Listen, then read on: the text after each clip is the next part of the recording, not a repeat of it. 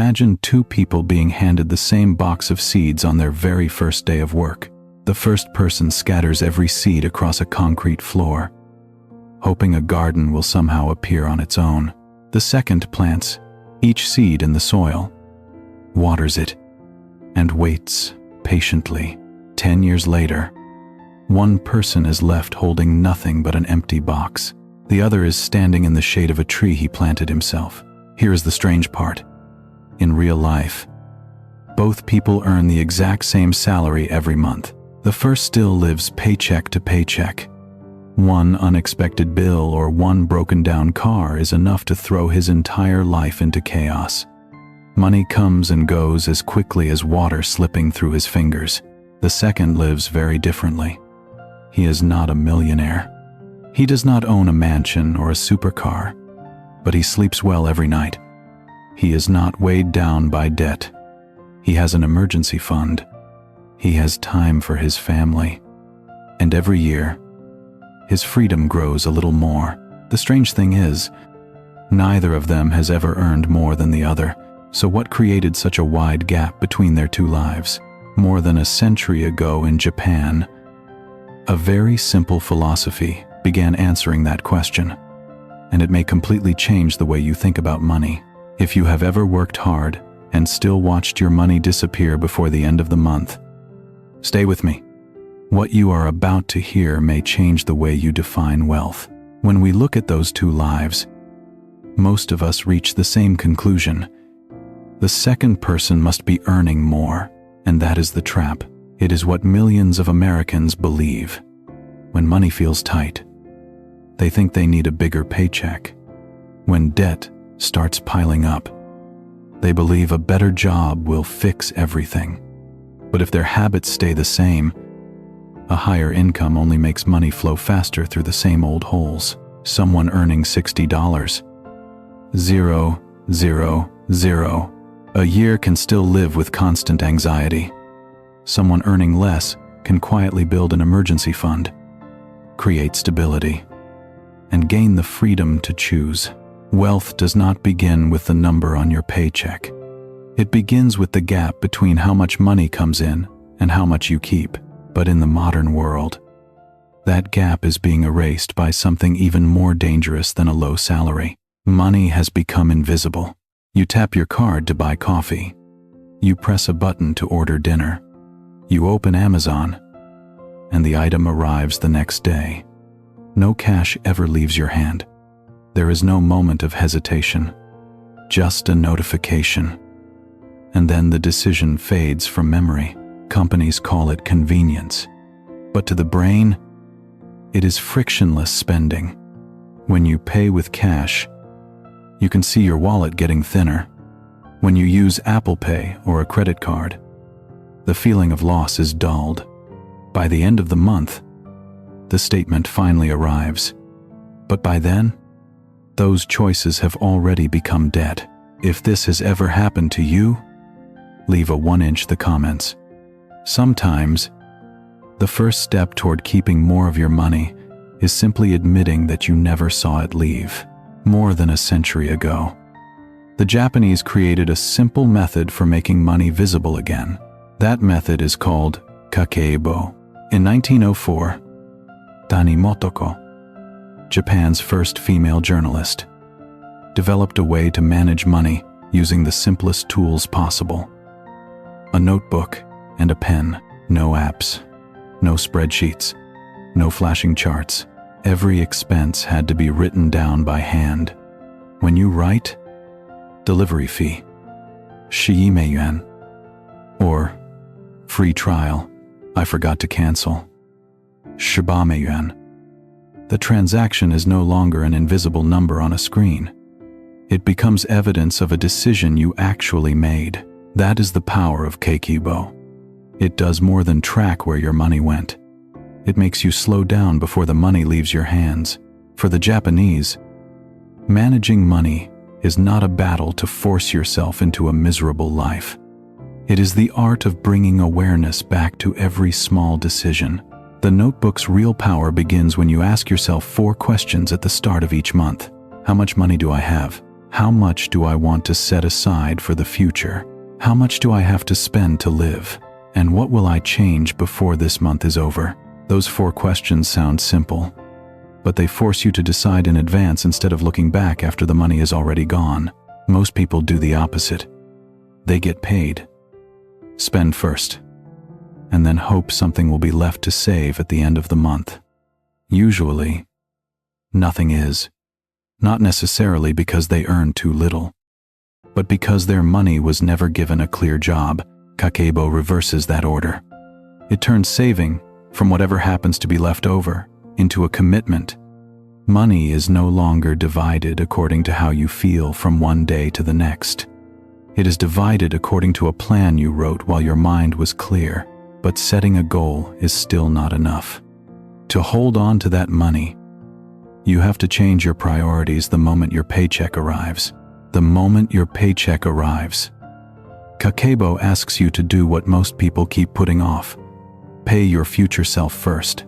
If you earn $4,000 and want to save $600, that money has to be set aside immediately, not at the end of the month, not after all the bills are paid. Right from the start, now you have only $3,400 left to live on. That limit creates intentional scarcity. When you know you have less available to spend, you begin to separate what you truly need from what only feels good for a moment. People who practice Kakebo do not look at their bank balance to decide whether they can afford something. That balance may include rent money, bill money, and savings.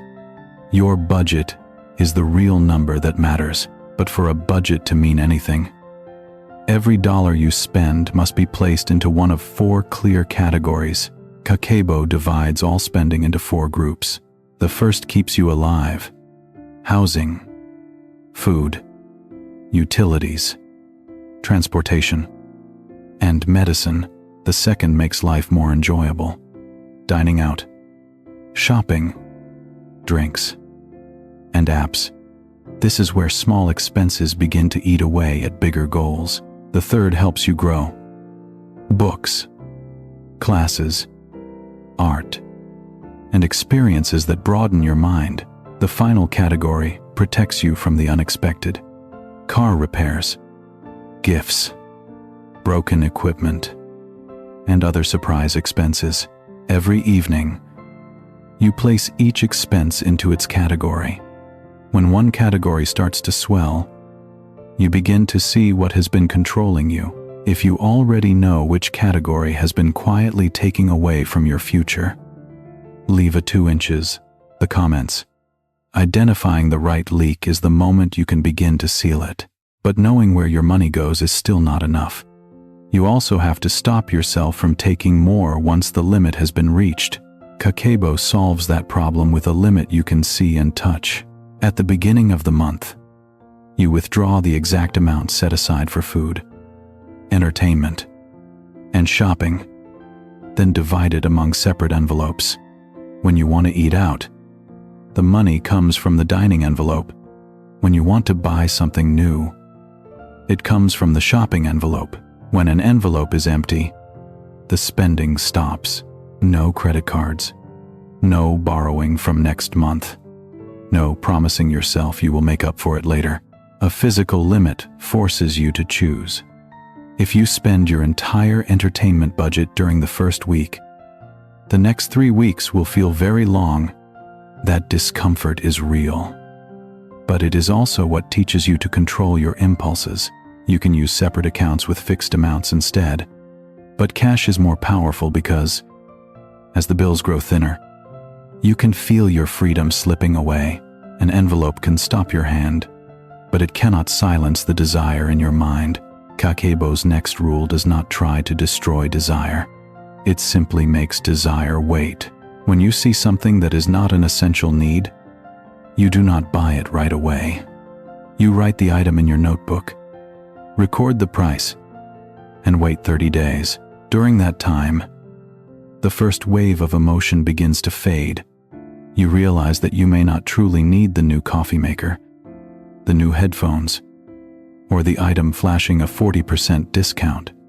Maybe you were simply sad, stressed, or looking for a reward. Most desires disappear when they are not satisfied immediately. If you still want the item after 30 days and can give yourself a clear reason, buying it is no longer a reflex. It becomes an intentional choice. This rule breaks the dopamine loop of shopping, and once the desire cools, another question appears. Why replace something that can still serve you well? That philosophy begins with two Japanese words, monozukuri and motenai. Monozukuri means respecting the materials, effort, and craftsmanship that went into making an object. Motenai is the sense of regret you feel when something that still has value is wasted. So, before buying a new table, you tighten the loose leg on the one you already own. Before replacing a device simply because it has slowed down, you clean it, repair it, and see how much longer it can serve you. A coat with a missing button is not trash. It only needs a few minutes and a needle. In a consumer economy, companies profit from your dissatisfaction. They need you to believe that newer is always better. But Kakebo teaches the opposite. When you care for what you already have, you reduce the urge to shop and regain control over your material world. But Kakebo does not stop at repairing objects. At the end of each month, it asks you to place your own habits on the repair table. Every month, Kakebo asks you to pause and face the numbers. The Japanese call this process hansei, a form of reflection meant not to punish you, but to help you understand yourself. You compare your plan with what actually happened. Why did you stop at the convenience store more often than expected? Why did one stressful week turn into 3 late-night purchases? Why did all those expenses that were only a few dollars eventually add up to hundreds? The numbers do not condemn you. They simply reveal the triggers shaping your behavior. After hansei comes kaizen, improvement through small steps. The next month, instead of ordering food when you are tired, you prepare a simple meal. Instead of shopping for relief, you take a walk, call a friend, or let the feeling pass. If you believe a different life can begin with one small change, leave a 3 inches the comments. Each month, you understand yourself a little better, and then you begin to notice a paradox. Some people earn more than you, yet have less freedom. So what does it truly mean to be wealthy? Wealth is not measured by how much money you earn. It is found in the gap between how much enters your life and how much you keep. Someone earning a 6-figure salary but still depending on every paycheck may look wealthy on paper, yet have very little freedom to choose. One unexpected crisis could be enough to shake everything. Another person may earn an ordinary income but have enough in an emergency fund to leave a toxic job, care for aging parents when needed, and sleep without fearing an unexpected bill. That person may not own more, but they have more control over their life. That is why Kakebo does not teach you to chase a bigger paycheck. It teaches you to widen the gap. Every dollar you save is not a piece of joy taken away. It is a piece of freedom you buy for your future. A day you can take off. A decision you are not forced to make. A life that does not depend entirely on the next paycheck. But the Kakebo notebook records something deeper than money. It does not simply track your finances. It reflects the way you are living. You may say that family matters most. But if your money keeps flowing toward things that quickly lose their value, or shopping meant to fill an emotional emptiness, the notebook will reveal the truth your words have hidden. Every expense is a vote for the life you are building. Money set aside is a vote for freedom. Dinner with someone you love is a vote for memories. And something bought on impulse may be nothing more than a vote for a passing emotion.